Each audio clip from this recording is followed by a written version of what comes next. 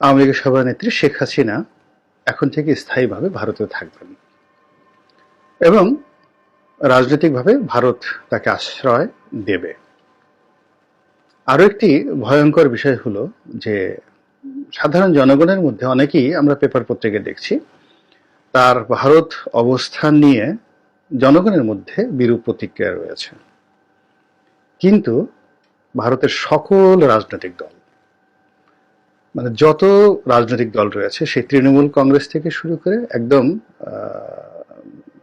মোলায়েম সিং যাদব তার দল, কিংবা সেই বালথ্যাকারের কট্টরপন্থী যে শিবসেনা, তারা থেকে শুরু করে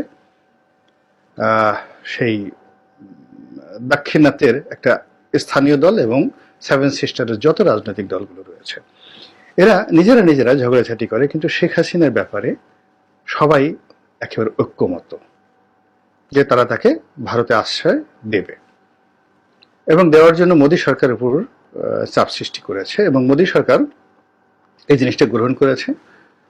গ্রহণ করে ইতিমধ্যে তার ব্যাপারে যে খবরাখবর পত্রপত্রিকায় এসেছে ভারতের, তার প্রেক্ষিতে বাংলাদেশের অনেকেই প্রতিবেদন তৈরি করে ফেলেছেন এবং অনেকে জানিয়েছেন যে এখন তিনি সেখানে থাকবেন এবং তার শারীরিক অবস্থা মেডিকেল চেক আপ করার জন্য তাকে একটি হাসপাতালে ভর্তি করা হয়েছে, যেহেতু তার বয়স হয়েছে এবং তিনি এত বড় একটা ধকল গিয়েছে, সঙ্গত কারণেই তার শরীর মন ভেঙে পড়েছে।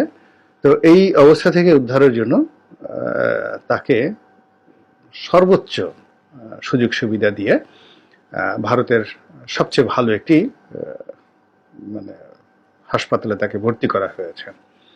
এর অর্থ যে শেখ হাসিনাকে ভারত বাঁচিয়ে রাখতে চাচ্ছে, শক্তিশালী বানাতে চাচ্ছে এবং তাকে ইউনূস সরকারের বিরুদ্ধে ব্যবহার করতে চাচ্ছে।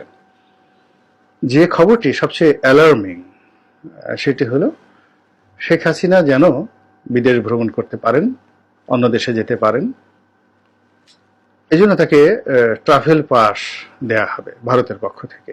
এবং আপনারা জানেন যে ভারত এভাবে অনেককেই ট্রাভেল পাস দিয়েছে এবং সবচেয়ে যে বিখ্যাত ব্যক্তি দালাই লামা, তিব্বতের ধর্মীয় গুরু, তাকে যে ট্রাভেল পাসটি দিয়েছেন তা নিয়ে জাতিসংঘ, চীন, আমেরিকা সবাই রীতিমতো মুখোমুখি। কিন্তু তারপরে ভারত কিন্তু দালাই লামাকে দিয়ে এখনো পর্যন্ত চীনের সঙ্গে ফাইট করে যাচ্ছে।